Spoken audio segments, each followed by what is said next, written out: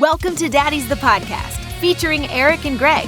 Join them each week as they hang with a new guest to talk about who they are, their why, and the stories that come up along the way. Thank you for being a part of the Daddies community. Greg and I went out to lunch and we ate about. Sorry if you don't care about this. I'm just in the zone. We ate. Have you ever had Mongolian stir fry? I believe. Well, there's a place called Mongolian barbecue. I don't know if that would be the similar kind of thing. Yeah. Not the Mongolian barbecue from South Park. No. Oh no. If you're familiar. Yeah. Okay. But we ate it and they took us into the buffet. It's like all you can eat, and they have ramen, they have sushi, and they have the Mongolian stir fry. And it's oh my God. Absolutely amazing. But we must have each eaten about 3,000 calories worth of food in one sitting. Yeah, it's brutal. But like, I feel like, Dave, where are you located? Are you?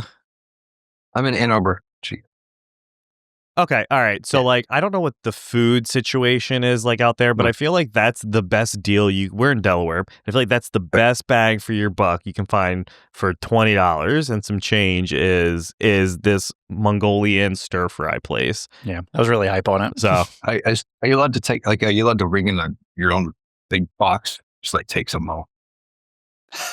So they have like a note on there, and so there are like 3 rules. If everyone has to order the all you can eat, or you like if you order split your table, you up. have to go sit somewhere else, which is crazy. And what is it? $9.95 a pound. But I don't know if that's the take that home or for waste. I don't think it's a take home. Yeah, so they charge you by the pound. So they have that built into it. Yeah, by the pound. So anti-wasting efforts. Yeah, that's really why we wanted to have you on the show. Just to talk about our talk about what we had for lunch. What did you have for lunch, Dave? I'm kind of known for my insight on Mongolian barbecue, so stir fry especially. So you picked the perfect I think day. We heard that. Yeah, right. That's perfect.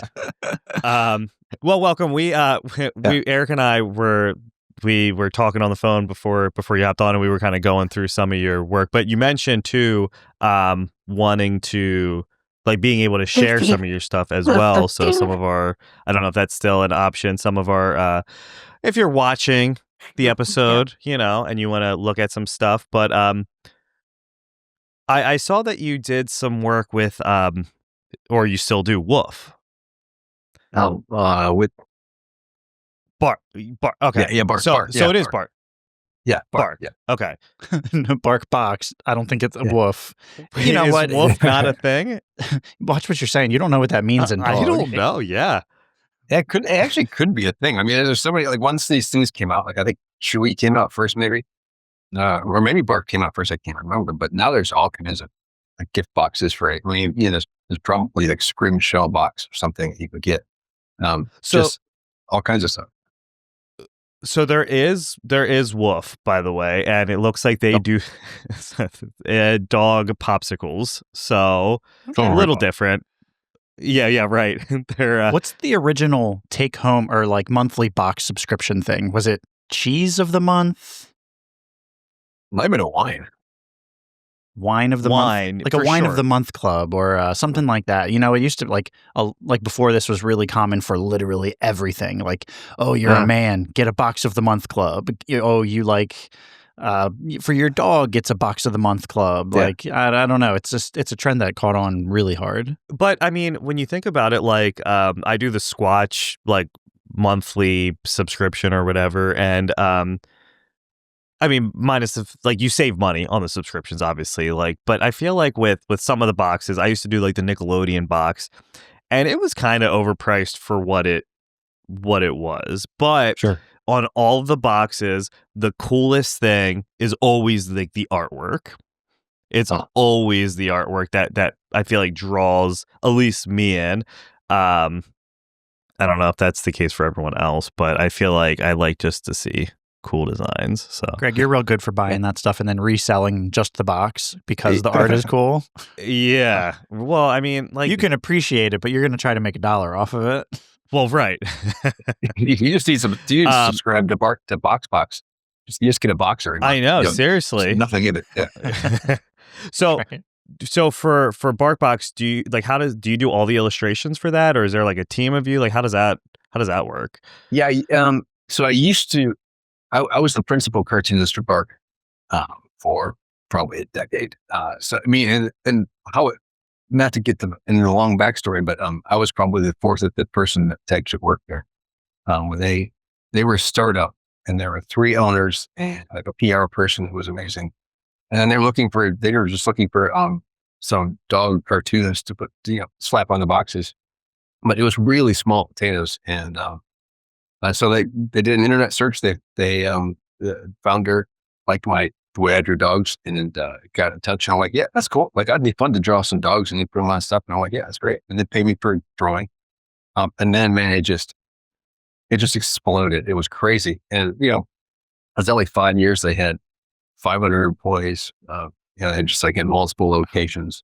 And one day I walked into Target, and they had a whole section in Target with my cartoons on them. I'm like, all right, wait a minute. Like, that's not right. Like, that's something we need to like negotiate a little bit here.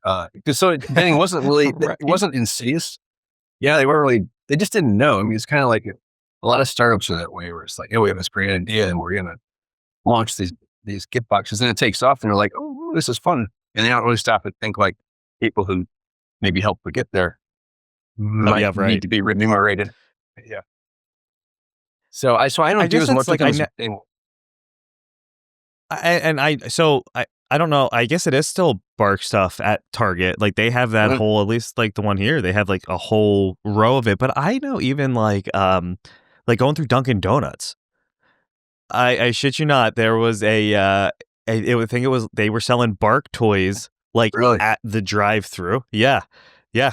And but I guess you don't really think about the artists and the illustrators, like when you see that stuff and all that goes in behind it, you're just like, oh, like somebody obviously did it, but like, like the negotiation stuff. I guess I never really thought about that. I think one of the reasons that like when it works well, you notice it and you don't notice it, so it becomes like the look of the company, and so that's just like white noise almost. So it's just like that's what Bark looks like, and so you don't think like, oh, I wonder what it's going to look like next month. I mean, that's the whole point. It's like, so when you see it, you're like, oh, that's a Bark toy.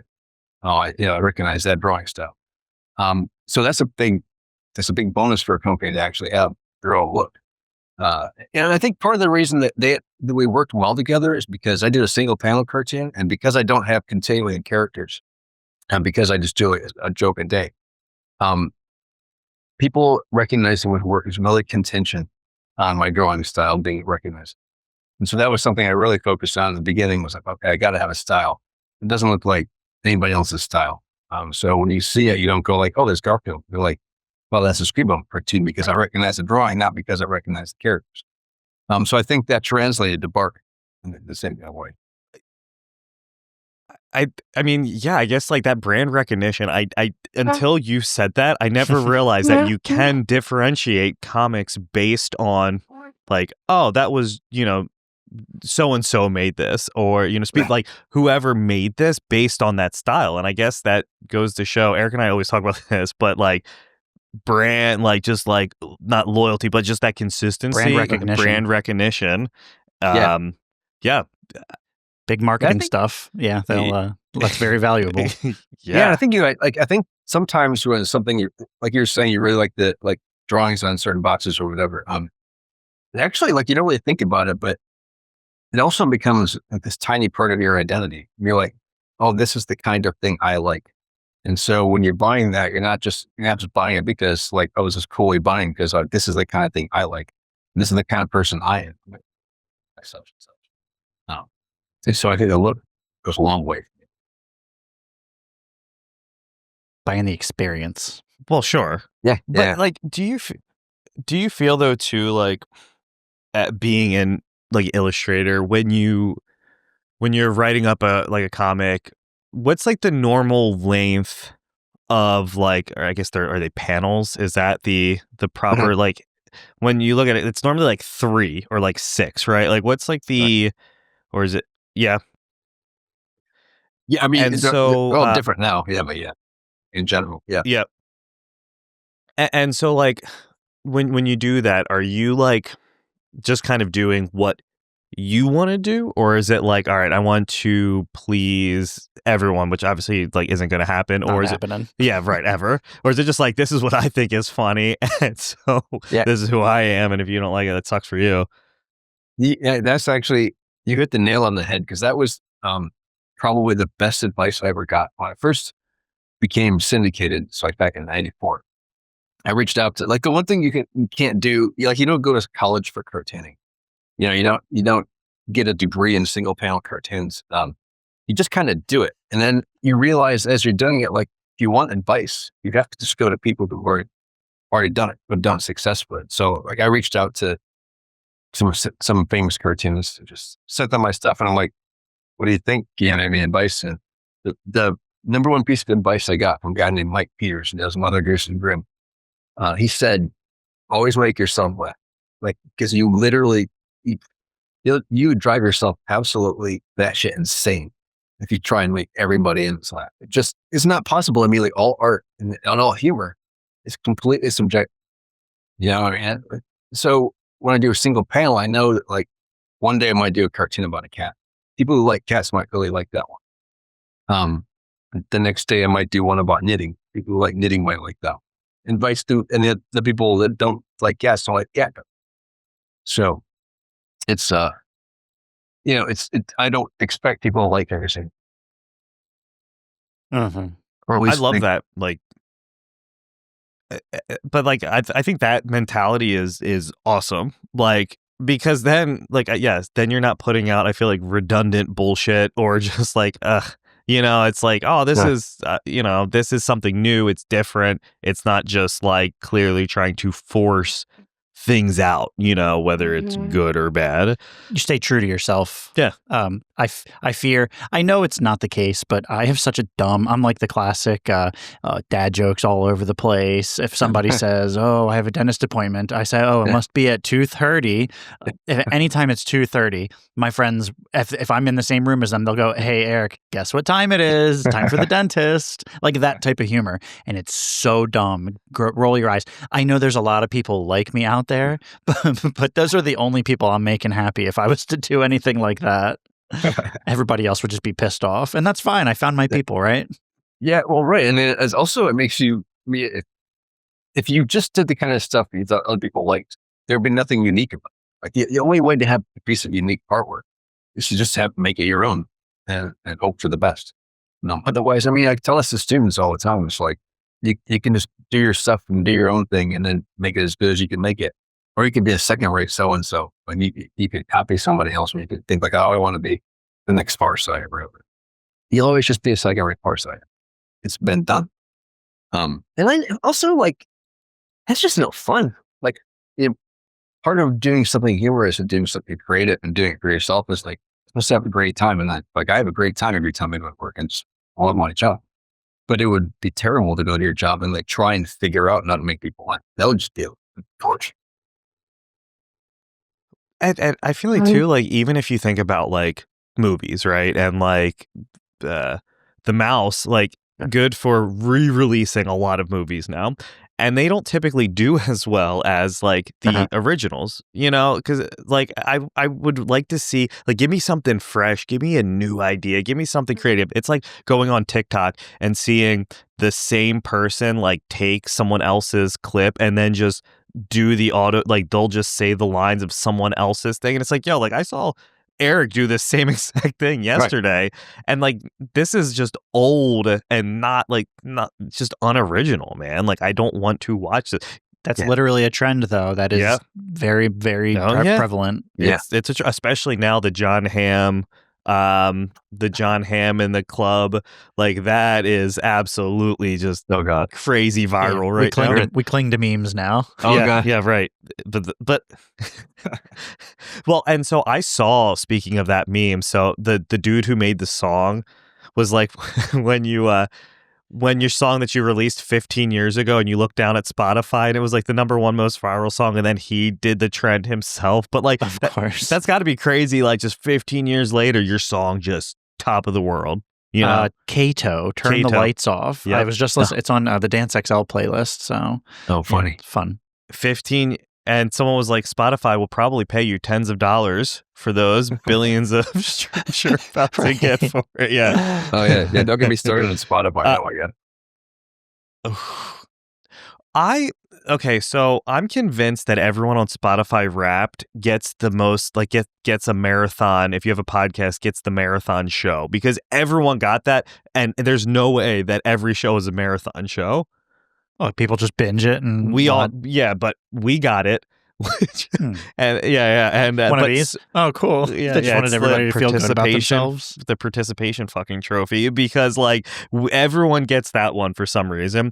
I don't even understand Spotify though. Like, I use Apple Music for everything. I never use Spotify for music. So I'm part of like a group of guys who love music, and so we get together like once every 6 weeks. Like we're assigned a theme or an album or whatever, then we get together, we chat about it. The only way for us to all share things is really Spotify. Like there's no other platform where that has everything that.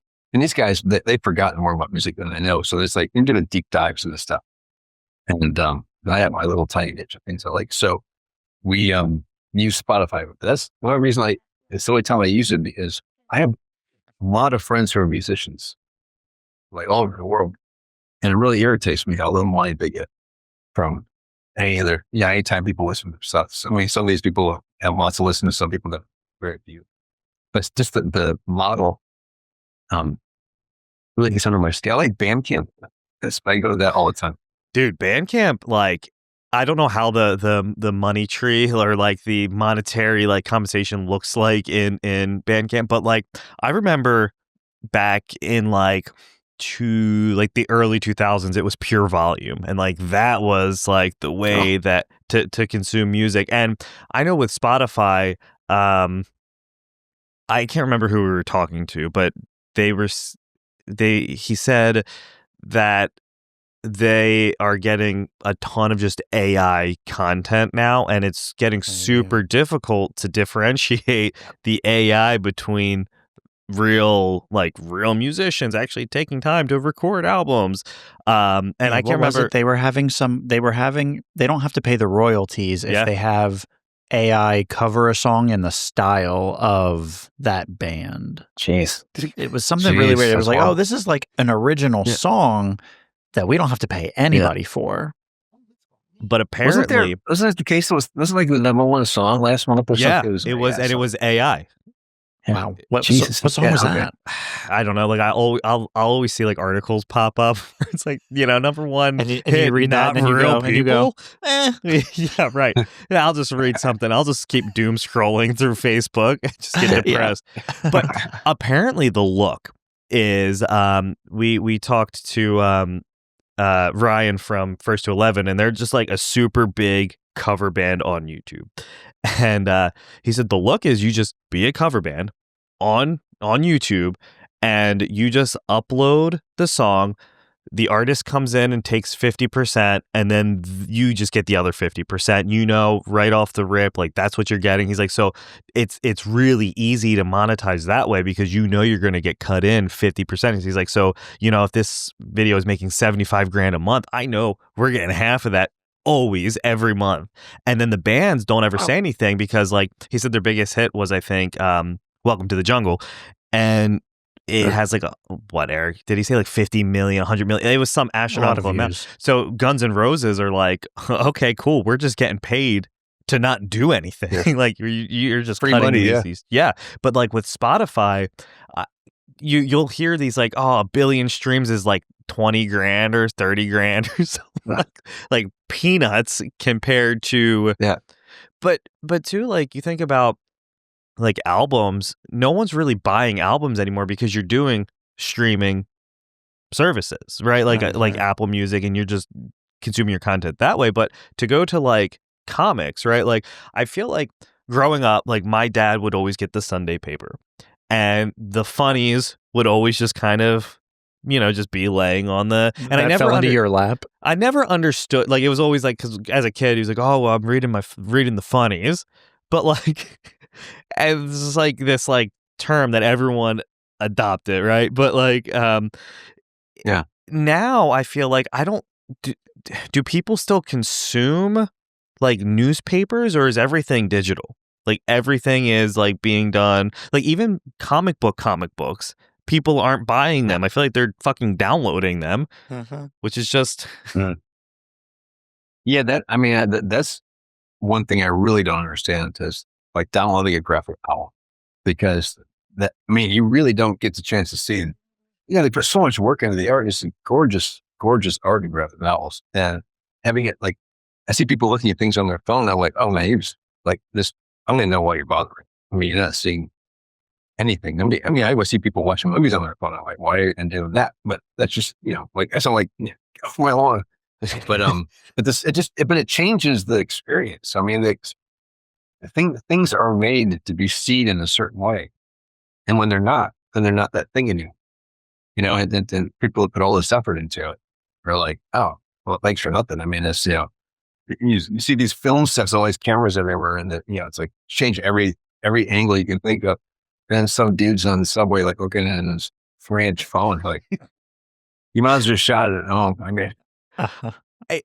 It's baffling to me because I remember I think it was in 12th grade, and it wasn't The Dark Knight Rises. It was whatever The Dark Knight Return. The one with It wasn't a movie. It was the graphic novel. And I remember my teacher, Mr. Wilkes, like he showed us that, like he like held it up and showed us pictures from the, like he flipped through it, and without even reading it, I went out and had my mom pick it up when Borders Books and Music was still a thing, and pick up that graphic novel. And that was the first graphic novel that I ever got. And that was kind of what got me into it. But just from seeing the artwork. But if I would have, fast forward 20 years on my phone, I wouldn't have bought that. It wouldn't have had that same impact, because I can look at cool shit on my phone all day. And, I have a bazillion pictures, unlimited pictures on my phone. So it definitely, I feel like, loses something in translation. But I feel like we're getting, and I don't want to be like the old, crotchety guy, but like a generation is going to totally miss out on like all this fucking cool like artwork and like all of this because technology, man. It's like the difference between seeing a picture of the Grand Canyon and going to see the Grand Canyon. It's just different. It's not the same thing. Right. Yeah. Exactly. And it's not just the quality of the quality of the art in this thing. It's also the speed at which you're looking at these things. So you get on your phone and you're like, oh, that's beautiful, or I like this. And then you're on to the next thing. You look at it rather quickly. But when you got that graphic novel for the first time, you're like, all day, take it home, you sit with it.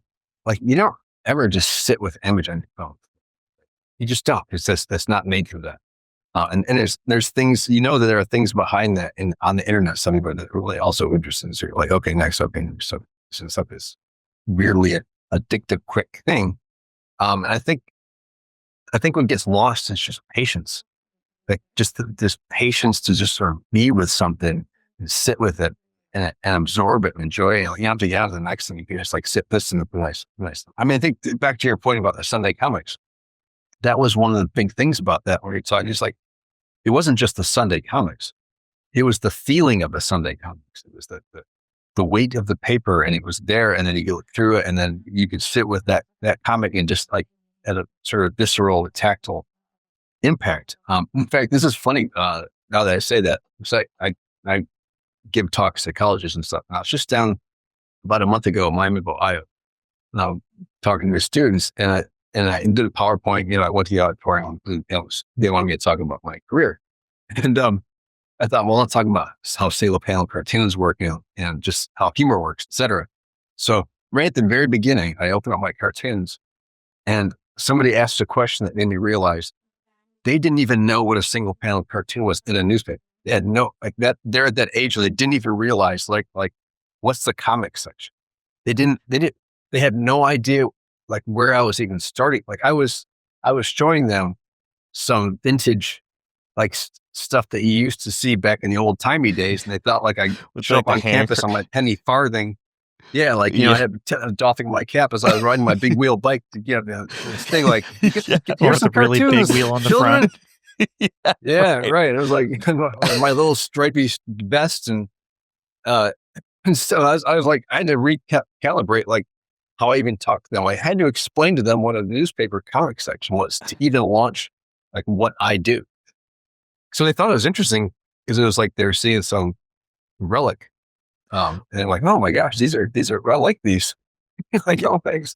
And like, I remember like vividly because we didn't get the newspaper. Like my parents just got the Sunday paper.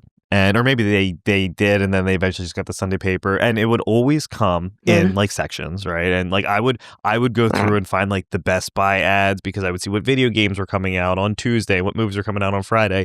But yeah, then the Sunday, like the comics would be there, and I just remember like my dad was like every Sunday it was always like Peanuts and who was like the dude with the lion, or the is it Calvin and Calvin and Hobbes. Calvin and Hobbes, That was my childhood, like, right there. Always those two, like that was his shit.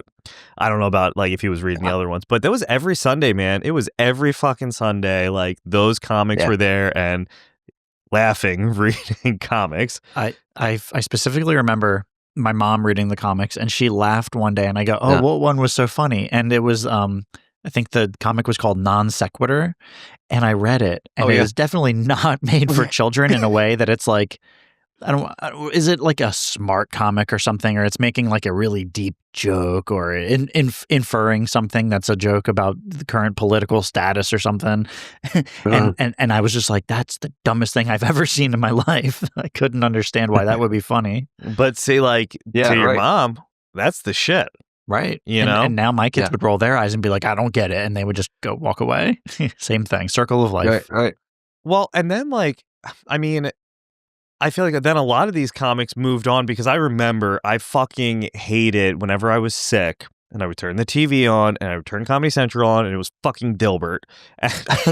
But I feel like because I didn't understand it as a child, I was like, but I want to watch like something like give me Rugrats, But I remember my dad always had the Dilbert desk calendar, the 365 day, desk calendar. And so Dave, like you do a desk calendar, right? Or like the daily like flip calendar. Do you do one every year? Yeah, page a day. Yeah. I have for quite a while. Yeah. I mean, it's not like my choice. Publishing company. I love doing them, but I don't make them myself. It's Sellers Publishing. It's calendars.com. And so they reach out, they're like, we'd like to do this. And so they keep doing them because my dog ones sell out every year. So I just keep doing the dog ones. People, cause it's not even, I don't even know if I'm like, oh, I'm so funny. It's just that people love dogs. Like, so it's a great, this sounds like a promo, but it's not like, but the box can page a day.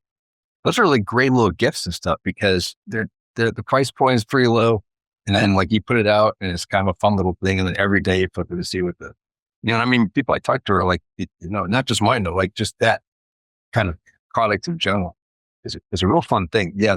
They go back a long way too. Yeah. I feel like the daily like flip calendars, look, everyone has, I feel like moved to technology, but I know more people than not that have some sort of daily calendar on their desk, like out of everything. I have a dad joke one. Exactly. Like I've seen that one. Yeah, it's good. They're so terrible. I'll like flip through. I'll like wait a week and I'll flip through 5 until I find a good one and tell it to people at work that hey, joke of the day. So a lot of stinkers though. But that's what makes it fun. I remember I had the fucking Survivor one for some reason. Like the TV show the Survivor? The critically acclaimed TV show with Jeff Probst, Survivor. Yeah, I had that one. So I know like the kiosk always pops up at like the mall. So can you get that calendar, your calendar at like those? Are those the calendar like pop-ups, or is that something like Yeah. It's funny you say that because I never go to the mall. I just yeah, that's fair. I just don't have reason to. And my wife was at the mall probably a month ago, and all of a sudden I get a text with a photo of my calendar like in the center of the mall in the kiosk, and like I didn't know. Like, I make these calendars and I send them like cartoons. They turn into a calendar. They're like, hey, here it is. And send me some samples. I have no idea where they sell them, how they sell them. Or like, I don't know anything about it other than I get a check. And I'm like, oh, this is great. Like, I love, having the calendar. And I buy a bunch of myself. So I give as gifts, that kind of thing. Dave, in the short so time seeing that at the mall was like, oh, it's cool. Right. In the short time that we've known you now, there's been 2 occasions where you walked into a store and or someone's walked into a store and you said, "Oh, I didn't even know that was going to be there." That's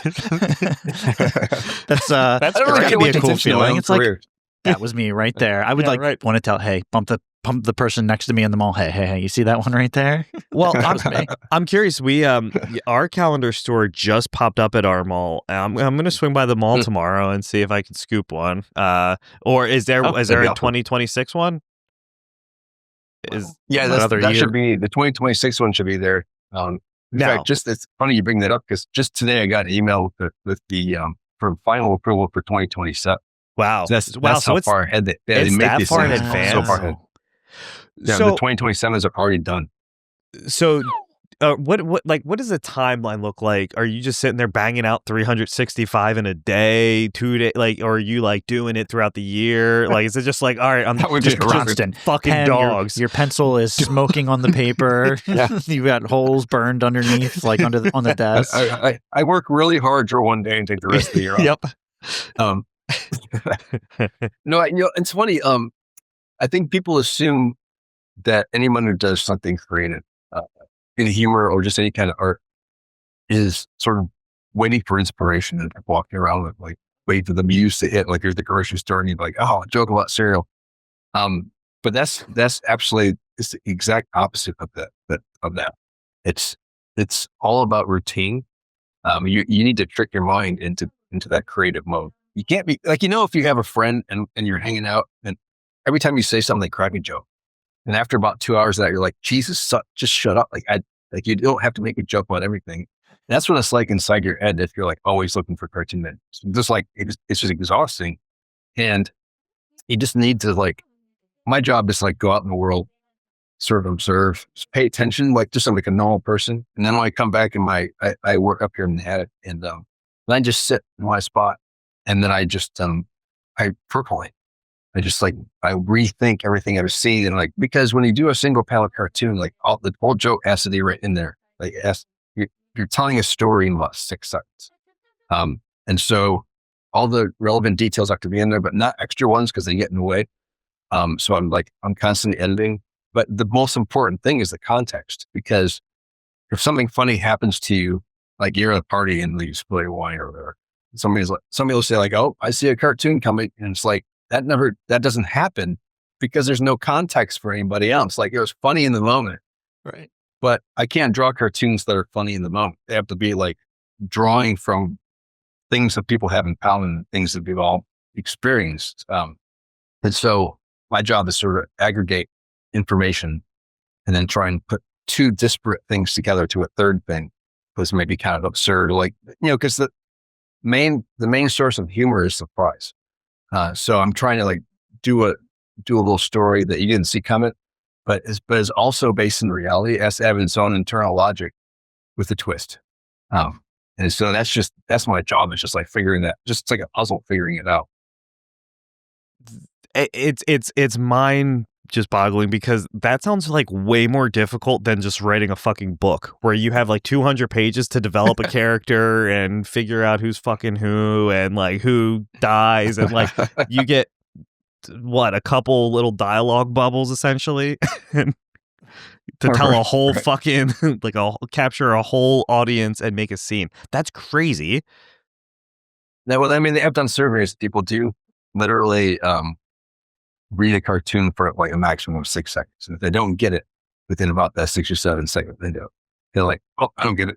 They're not going to sit there and study it. I was a different kid. I would get the New Yorker magazine. That was my major influence. And I would look at those things. I'd understand 10% of it because, they're either about New York or they're just about adult stuff that it's and kind of like the non-separate thing. But I love that they were about something. You could tell when you're reading it, this isn't funny to me, but it's cool. It's about something. They're saying something. In fact, it reminds me of my daughter is an artist, and she was having a conversation with another artist. And when she was younger, this artist said to her, "Don't ask what you're going to paint. Ask why you're going to paint it." And I thought, man, that's great advice for anybody doing anything creative. it's like, yeah, so what's this about? What's the point? Why are you bothering to do this? Like, what do you have to say? And it doesn't, like, having something to say doesn't always have to be deep. I mean, you can have just something silly and funny to say, but all this art, all these things we're talking about, the music, everything, all this stuff is about connecting. It's like, it's all about, I have something inside of me to say. And so I'm sharing it, and I'm hoping that a reader is like, oh, I recognize my friend in that, or I recognize myself in that. And then you just had a conversation. Like, it's just a little joke, but then you connected in that way. And I find that like really, that's like my favorite part of the job. Not necessarily just getting positive feedback, but knowing that somebody read that and was like, oh, that reminds me of my dog. Then you had a little nice, you share a nice moment even though you went together. I do love that though, because I feel like, yeah, you hear it all the time, especially with books. Like, oh, well, the author's really going back to his roots, or you're doing like too much. You got to figure out this deep understanding. I remember it wasn't comic book or like, it wasn't comic book related, but when the Ides of March came out with George Clooney back in 2011 or whatever, I hated that fucking movie. Hated it. And it was a great movie. It was critically acclaimed, but for whatever reason, it just bored the hell out of my wife and I. And I remember my sister-in-law and her boyfriend, they were like, well, you didn't like it because you didn't understand it, bro. Like, I was like, no, I understood it. I get it. And like, but too, like, just because something is like super deep and doesn't mean that like, doesn't one necessarily just automatically make it good, and also means that everyone has to fucking like it, Right. But I feel like a lot of times, it is like that. It's like, well, then you just don't understand it, and you're smooth brained, you're simple. Yeah, right. I mean, but that's what drives me. And that's when people say things like that, because there'll never be something that you like that they didn't like. And then you could just turn the tables and say, like, even if it was an Adam Sandler movie, you're like, I didn't think it was funny. And then you're like, Dave, I think it's funny. And here's why I know it was funny. And those are two legitimate points of view. I mean, it's just the pretension of sort of like, oh, you didn't get it. That's like the kid at school who's like kids down just so they feel it. Well, right. Like, it's just not necessary. Just like people enjoy things. I mean, like, and you are allowed to like what you like and not like what you don't like. Yeah. Like Eric and I like very different things. We love some of the same stuff. We hate like some, like, and who cares? Like, right? Like, you could have a discussion. I remember, speaking of Adam Sandler, like when That's My Boy came out. That movie got like a 2%, but that shit is hilarious. I love that movie, and I will watch it anytime it comes on. But I know that a lot of people probably dislike it. But like, oh, well, yeah, well, if you don't like it, yeah, it's because you're simple, or, and it's like, man. No. I mean, I had that same exact thing happen. There was a guy at our work who watched 365 movies in 365 days, and he did like a little mini movie review every single day. It was pretty intense. I remember him like stressing about it sometimes. If he was going on vacation, he might watch 2 in a day and preload. But what a funny thing to stress about. You chose to do this, right? But I recommended him a movie because he started to do like surveys, because that's a lot of movies to watch, and he didn't want to just watch the movies that he knew. Mm-hmm. I recommended I think it was it's not Paul Blart Mall Cop. It's Observe and Report. It's what's that? Seth Rogen is a mall cop basically, and it's very it's much more graphic than Paul Blart Mall Cop. And I told him, I said, it's so funny, you've got to watch it. And he watched it, and he was like, Eric, that movie didn't really age well at all. It was very dumb and really simple. And I was like, oh, but. Like, it's exactly that. I was like, but this is, it was, right. I am simple. He's not wrong, but that's the movie that I enjoy. But then it's like, I was having this conversation with someone, and I was like, I don't like a lot of the indie movies that go on to win awards. Like, they aren't for me. They're not my, I understand this is why they're great and the scores are yada, yada, yada. But like, for me, that it's not for me. But I always would get into fights with people, and I remember when The Dark Knight Rises, that was number 3 in the Nolan trilogy, right? Yeah. And I was like, meh, and someone was like, oh, I guess you just don't like stories with good character arcs. And it's like, shut the fuck up, man. I get it. it's a Christopher Nolan movie. You have to like it or else you're scum. But like, it was just one of those things where like, it was my least favorite of the three. It was my least favorite of the trilogy. But yeah, good God, like some people just fucking irk me and make me so angry. I remember Green Day, when I come around. There's that guitar solo in it, and it's super simple, whatever. And people are like, well, it's not good because it's not hard. And that's the same thing where it's like, oh, if you're not shredding over something, it's automatically bad.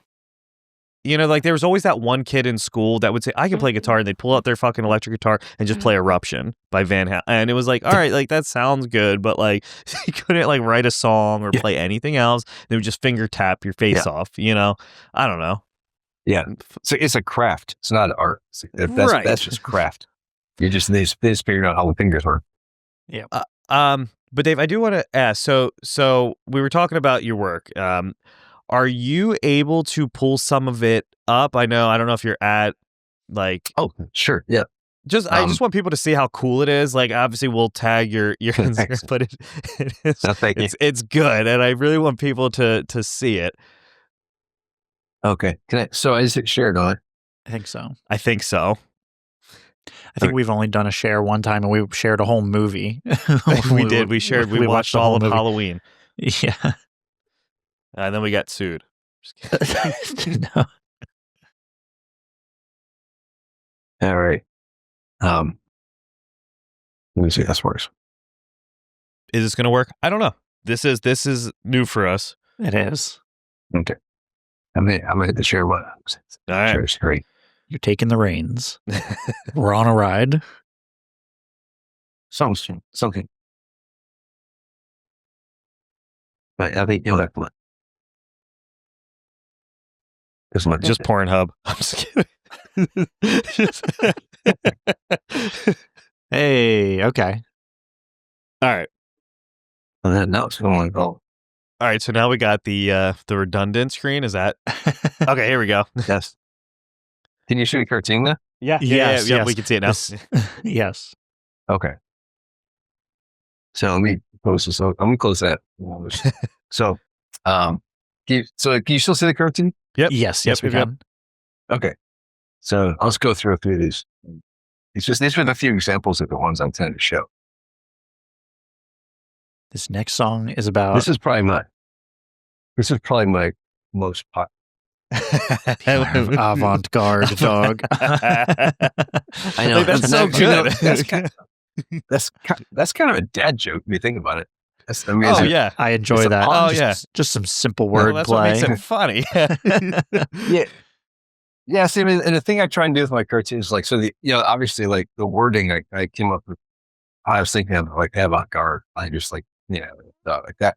The wording is like where the joke came from. But then my job, besides coming up with a joke, is I feel like it's incumbent that I make it look funny. So I don't want to just come up with a joke and then show the joke. So like the dog having a beret and a little wolf sign, just like adds depth to the joke. So you're trying to tell these things as quickly as possible. Same with this one.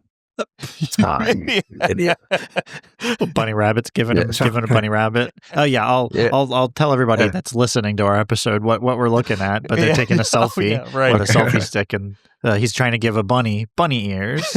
He's the one saying, "You idiot!" Yeah, and I can send these to you guys so you can watch the biggest video. Like, yeah, we'll post these too for those listening. Okay. Check these out. Okay. Let's show you. Horse got a zebra leg hip replacement. Hip replacement. Yeah. So I mean, this is an example of a cartoon where it's like, I feel like a comic is different than an illustration. Like an illustration just draws something, and then joke tells something. But a cartoon is a combination of those two. So like there should be a graphic element to the joke, and there should be a joke. And I'll do one more.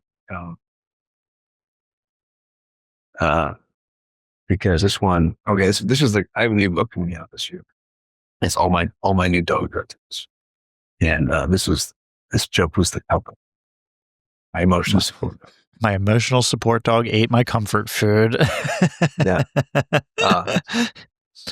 Well, so I mean, it's the same thing. It's like, it's just like that I came up with that line, but then having the dog like in the foreground, just eating the food. I find, man. It's just like, so good. I like these I just like them to be fun to look at, besides just the joke. So that's kind of what I'm after with the single panels. It's just having something that's fun to look at, but also kind of like the ukulele one, for example. Yeah, that's a lot of my cartoons end up in like psychology textbooks, which I don't know if it says about me. But they for some reason, they just, because I like to talk about even the hate, like a lot of these cartoons are just, even the cartoons that are about dogs or animals, they're always about us, right? I mean, Yeah. A dog cartoon might be funny because we recognize ourselves in the dog, and the dog is just like the vehicle to tell the joke. And that gives it one sort of more layer of buffer for the person to sort of pause and get the joke. So those are just a few examples that I sort of grabbed. No, those are fantastic. Yeah, funny. Yeah, And I like that I understood every one of them. So, right. It makes it even better. Right. Now, can I ask when you're Ben? Yeah. when you're actually like petting them out, is it like a digital platform now? Are you using like something on an iPad? Or you actually like, how does the illustration part work? Oh, well, there. Yeah. Okay. That's, Look at that. Wow. That's where I draw. Yeah. Yes. Okay. It's an old iron vintage drawing table that I just love. I mean, it's just like the greatest thing that I ever get, that anybody ever gave me. Another artist was getting a new table and he asked if I wanted it. I mean, it's got like, they can't see underneath it, but like the metal wheel and everything. I mean, it's just, it's like probably 10 times bigger than I need for our cartoons, but it just has presence. And I feel like I come up here on that work. I'm like, here's my like holy grail of where I want to go sit and draw these things. So I draw them on paper, and still I don't. The only thing I do on the computer is like I scan them, and then I'll go in Photoshop and like clean them up a little bit if I messed up a letter. Yeah, so you're not sending you're not sending like 365 actual like are you scanning them in and sending them, like you're not actually like loading an envelope with all these illustrations? Oh, correct. I scan them and email them. Yeah. So I mean, like I have to do 7 cartoons a week. I do it. Damn. Speed Bump comes out every single day. Yeah. Okay. So, and then the Sunday the cartoons are published in the Sunday comics or Sunday Online now. I mean, more than anything. That's like a rectangle. So it's a horizontal shape, and it's much bigger. And so I'll take all day Monday to do that cartoon. And then Tuesdays and Wednesdays, I do 3 cartoons a day. So like from morning till lunchtime, like Tuesday morning between breakfast and lunch, I come up with 3 ideas. And then after lunch, I draw 3 ideas, 2 cartoons. And I do the same thing on Wednesday and send them to syndicate. And so Thursday and Friday, I have opening because I do children's books and stuff like that. I have greeting cards and all that. So that gives me some freelance days to do other things. And it's also like, I don't know if this, how interesting, like I don't want to get too deep in the weeds, but when you're thinking of ideas, like, and not just the cartoons, anything creative, when you're thinking of ideas, like you get into a certain sort of headspace. And the hardest part about that is getting into the headspace. Once you're in the headspace, it's just as easy to come up with 3 ideas as it is not 1 idea. Like as long as you're there, you might as well stay there for a while, because I'm not trying to think of jokes. I'm trying to think of subject matter. Like, what are people talking about? What's relevant? What do we all have in common, like psychologically? Like what bothers us? What interests us? What turns us on or whatever? I mean, all of it. And so once I'm there thinking about that and not thinking about like what I'm going to eat or what I want to watch tonight or how much I want to bear at that moment, I stay there. So it sounds like Tuesdays and Wednesdays are busy. They kind of are logistic, but it would be harder for me to like wake up, come up with 1 idea and draw 1 idea every single day. So it's way easier for me to clump them together. And I really look forward to Thursday mornings, because like my Wednesday I turn them in, I'm like, Dad, like, where's my cocktail? Yeah, Thursday morning, I'm like, I got 4 days now to just like, all right, decompress, start over on Monday. So do you even like during that decompression period, like I know when Eric and I we like kind of like our schedule is weird. Like we'll front load and do like 3 or 4 and then kind of like take like 5 days off. And I know I look forward to it. I'm not drawing, you're drawing nonstop. So, and we're just shooting 4 or 5 hour episodes, but like, I don't even want to think about this when we're like kind of stepping away, like for our decompression being video games every night, video games and eating like that. Yeah. Like, so do you even find yourself like thinking of ideas, or are you trying to like just like, I don't want any part of this for the next 4 days, like I just pretty much the latter. Yeah. Like, I mean, cause I know you're saying it too, but like there's something really, I think everybody's different that way, but it sounds like we're similar that way, is that like you go for it and then you're doing a chunk of work. And then you need a decompression. But at the end of my decompression, I'm ready to get back to it. I don't just get done and think like, oh, I'm glad I'm done. Like, I really enjoy doing it, but I just simply can't. I can't do it every day for like my whole life. Like, I can't do it. It's physically, it's exhausting. I mean, I had these conversations with other cartoonists, and we're just sitting thinking about days, and then we're drawing. But man, on Wednesday night, I'm like, I used to be in a tennis league. Like, I'm just not. I don't want to play tennis on Wednesday nights. I just can't. I'm just dead. Your brain's fried, your body's fried. You just want to like go beat it into the wall and just play. Yeah. Am I today? No, I get it, man. Like I feel like that's literally how we are, and just tired and just like run down. I know, like we did a marathon last week with episode recordings, and like I was so fucking sick, and I feel like because of that, like my voice never, like it's still like my throat still hurts. I know like the flu's going around, everyone's just fucking getting sick as shit right now, but like like doing that, like it's definitely fucked me up a little bit. It didn't help. It did not help. No, at all. So I get it. I love a good, and then getting back to it, it makes it more exciting, and you're not feeling it, even though I know sometimes like people get burned out, but you definitely feel better. So I'm all for that. Let me ask you, also, are you a tea drinker? I do like tea. Yeah. Not on a regular basis, but I do, yeah. I've been trying to get into tea, and the only reason I ask is we had like a tea expert on, and I've been drinking a lot of tea because I've been sick, and I just like I can't do it, man. Well, Greg, you've been drinking a lot of tea. I told her I was drinking sleepy time tea out of the little, was that Carnations, and she was like, and then she didn't say this during the show. I think she didn't want to flame me.